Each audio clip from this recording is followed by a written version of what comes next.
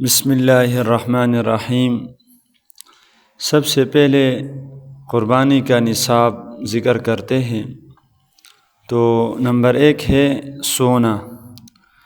تو جس شخص کے پاس 7.5 تولہ سونا ہو تو وہ صاحب نصاب سمجھا جائے گا اور اس پر قربانی واجب ہوگی۔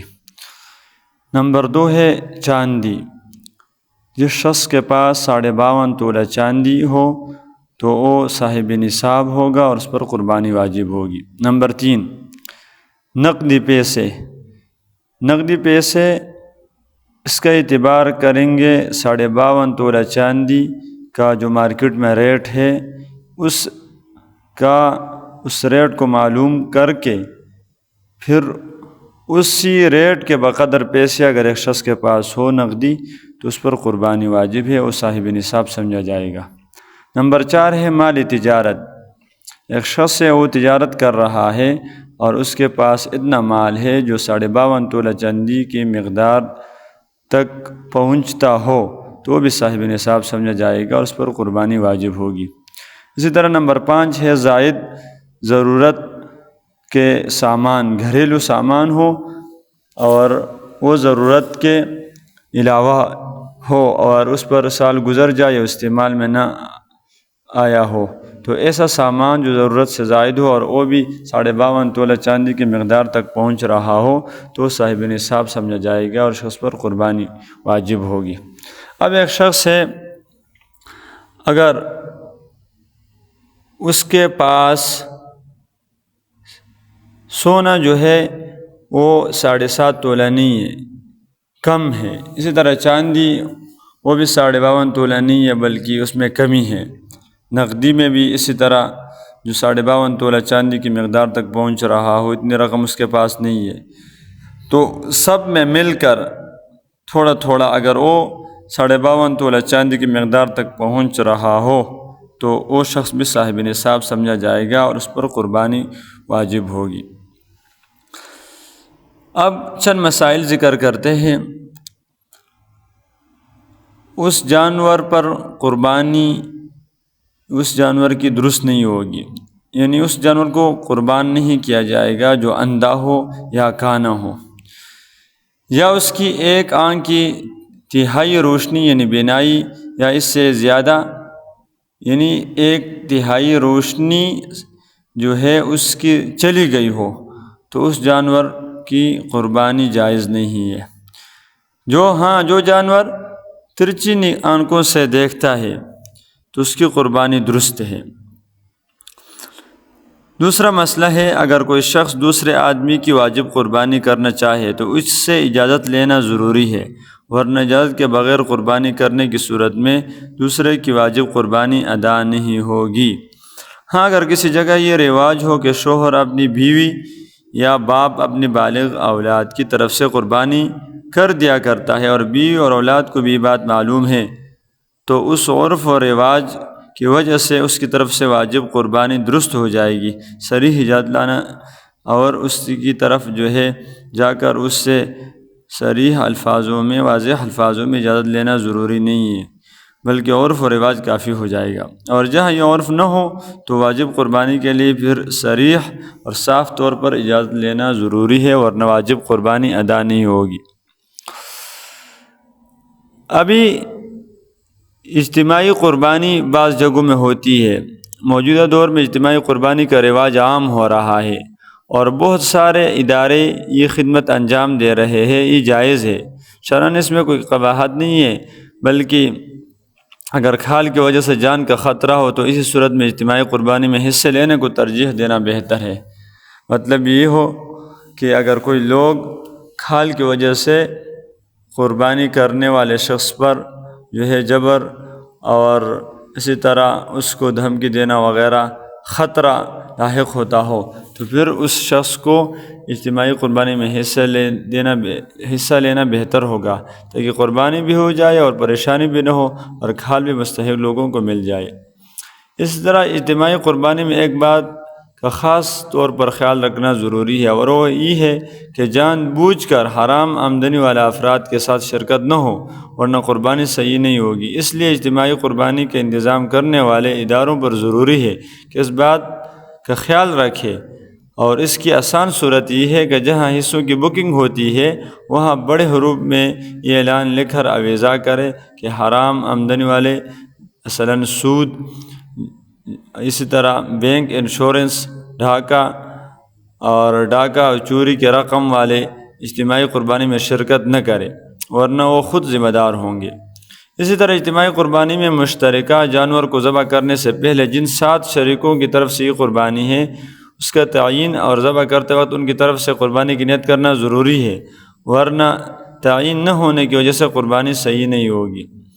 اسی طرح اجتماعی قربانی میں جو رقم بچ جائے، تو اگر اجتماعی قربانی میں رقم بچ جانے کی صورت میں بقیہ رقم کو واپس کرنا لازم ہوگا۔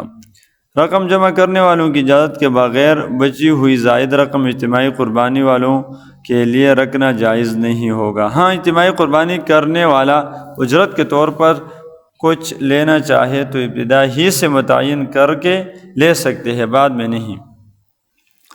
اسی طرح ایک مسئلہ ہے ادھار لیے ہوئے جانور پر قربانی کرنا کیسا ہے؟ تو ادھار لیے ہوئے جانور سے قربانی کرنا درست نہیں، کیونکہ وہ غیر کی ملک ہے۔ تو اسی طرح یہ قربانی جو ہے مسلمانوں کے لیے ایک یادگار ہے، جیسا کہ دنیا کا عام دستور ہے کہ عظیم الشان کارناموں کی یادگاریں قائم کی جاتی ہے۔ عام طور پر اس کے لیے مجسمے، ہیکل اور مخصوص شکل کھڑے کر دینے یا کوئی تعمیر کر دینے کو کافی سمجھا جاتا ہے، اور اس سے عظیم الشان کام انجام دینے والے کا اعزاز اور عزت کو ظاہر کیا جاتا ہے اور کچھ دیر تک باقی بھی رہتا ہے۔ لیکن یادگار قائم کرنے کی اصلی روح اس سے زندہ نہیں رہتی، اس لیے اسلامی طرز عمل اور ان ہیکل، مجسمات وغیرہ کی تعمیر اور تنصیب کی قدیم رسم کو چھوڑ کر ان کے افعال کی نقل کرنے کو عبادت بنا دیا اور قیامت تک لوگوں پر لازم کر دیا، جس سے نہ صرف ان اعمال کے کرنے والوں کی یاد ہر وقت زندہ رہتی ہے بلکہ ان کے اس نیک عمل کا جذبہ بھی دلوں میں بیدار ہوتا ہے۔ مجسمات و تعمیرات کتنی ہی زیادہ مضبوط ہو، آخر کار حوادث کا شکار ہو کر فنا ہو جائیں گی، نام و نشان تک مٹ جائے گا، مگر اسلامی یادگاریں قیامت تک کے لیے باقی رہیں گی۔ اسی طرح مسئلہ ہے اعوذ باللہ، یہ تکبیر کے بعد پڑھنا چاہیے، یعنی یہ دن کی نماز میں امام اعوذ باللہ تکبیرات زوائد کے بعد پڑھے، اس لیے کہ قرات تکبیرات زوائد کے بعد کی جاتی ہے۔ مطلب جب امام جو ہے وہ نیت باندھے گا تو اس نیت باندھنے کے بعد پھر ثنا کے بعد پھر تکبیرات زوائد، پھر جو ہے اعوذ باللہ، تو یہ جو ہے اعوذ باللہ تکبیر کے بعد جو ہے اس کا پڑھنا ہوگا، کیونکہ اعوذ باللہ قرات کے تابع ہے۔ اسی طرح افضل جانور قربانی میں کون سا ہوگا؟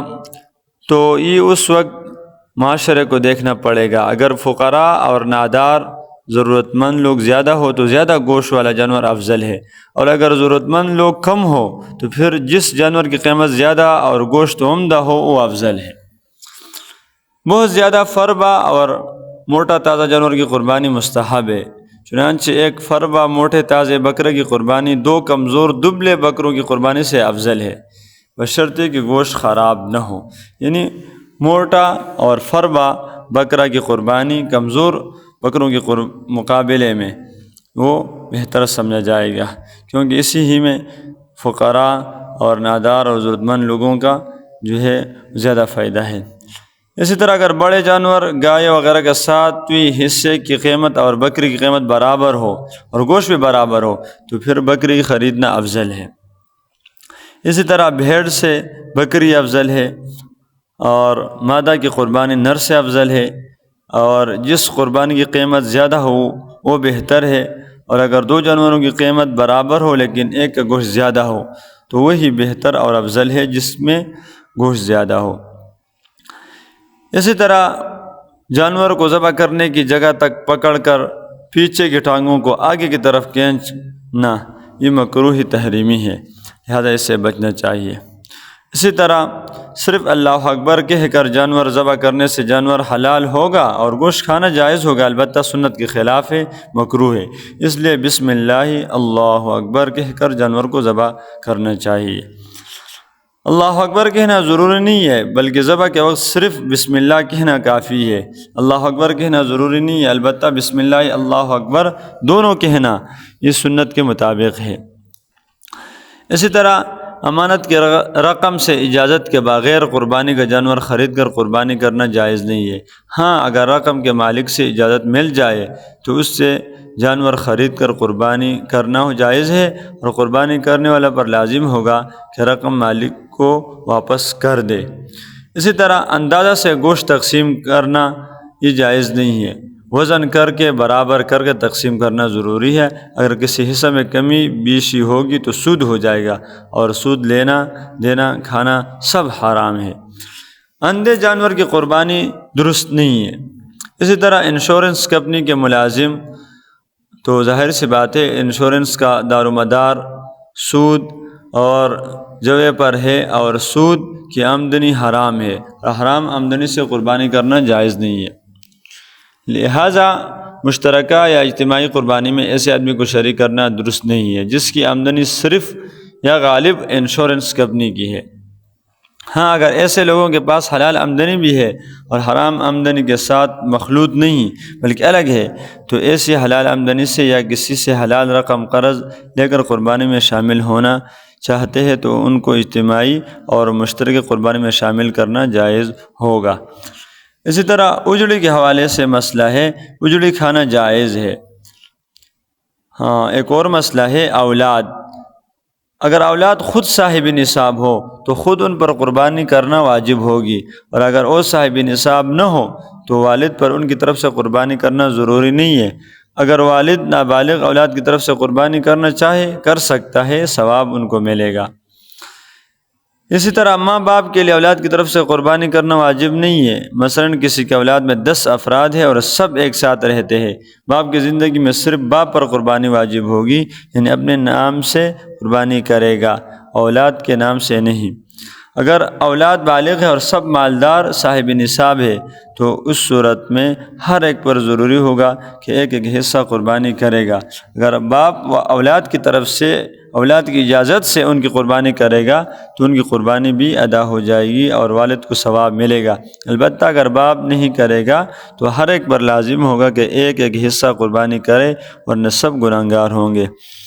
اگر اولاد نابالغ ہے تو ان پر قربانی واجب نہیں ہے۔ اسی طرح اونٹ میں بھی 7 ہی افراد شریک ہو کر قربانی کر سکتے ہیں۔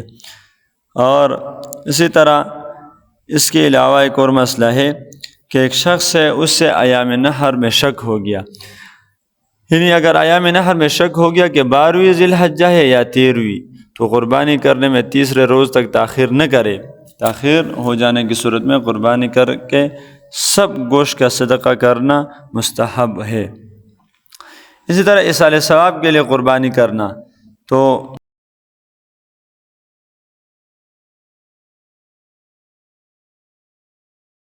یعنی مردوں کو ثواب پہنچانے کے لیے قربانی کرنا جائز ہے، اس سے مردوں کو فائدہ ہوگا، اور ایصال ثواب کے لیے ایک حصہ قربانی کر کے اس کا ثواب بہت سارے مردوں کو بلکہ تمام امت مسلمہ کو بھی پہنچانا درست ہے۔ اس قسم کی نیت کرنے کی صورت میں تمام امت مسلمہ کو ثواب ملے گا، کیونکہ ایصال ثواب کرنے والا قربانی کے جانور یا حصے کا مالک ہے، صرف میتوں کو یا زندہ لوگوں کو ثواب پہنچاتا ہے، اس لیے ایک حصے کا ثواب ایک سے زائد لوگوں کو پہنچانا درست ہے۔ اگر میت نے قربانی کرنے کی وصیت کی تو اس میں ایک حصہ ایک آدمی کی طرف سے ہوگا، ایک حصہ میں ایک سے زائد آدمیوں کی نیت کرنا جائز نہیں ہوگا۔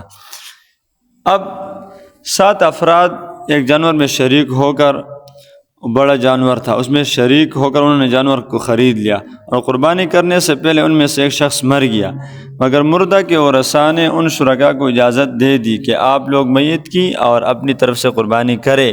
اگر یہ لوگ ان کی اجازت سے میت اور اپنی طرف سے قربانی کریں گے تو جائز ہوگا، اور سب کی قربانی ادا ہو جائے گی۔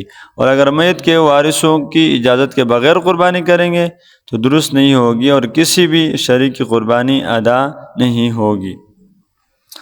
اسی طرح ایک اور مسئلہ ہے، ایک کے بجائے 7 بکرے ذبح کرنا، یعنی ایک شخص پر قربانی واجب ہے اور وہ ایک بکرے کے بجائے 7 بکرے ذبح کرے تو واجب قربانی ایک بکرے سے ادا ہو جائے گی اور باقی 6 بکرے کی قربانی نفل شمار ہوگی۔ لیکن بڑے جانور کے 7ویں حصے کے بجائے پورے جانور کی قربانی کرے گا تو پورے جانور سے واجب قربانی ادا ہو جائے گی۔